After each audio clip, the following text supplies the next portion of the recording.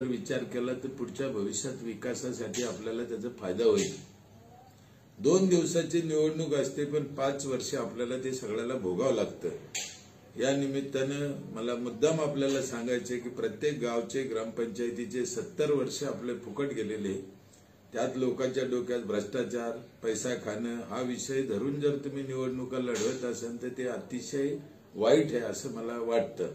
म्हणून ज्याला वेळ आहे, ज्याच्याकडे कुवत आहे, ज्याच्याकडे ज्ञान आहे, शिक्षण आहे, आपल्या गावचे काही चांगले करायची ताकद आहे, अशाच लोकांनी या क्षेत्रात पुढे आलं पाहिजे।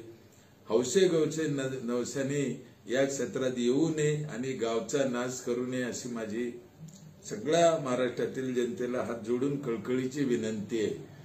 ग्रामपंचायतचा सरपंच होणं, सदस्य होणं हे सोपं आहे, पण काम करणं खूप अवघड आहे, त्याला अभ्यास पाहिजे। मी 25 वर्ष रात्रंदिवस काम करतोय, मला अर्धी ग्रामपंचायत कळली नाही।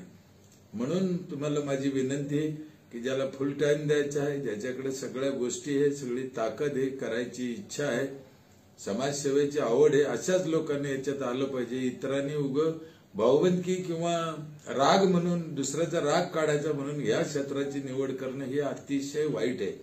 आणि मी निवडून आल्यावर इथे पैसे खाईन ही भावना बी अतिशय चूक आहे।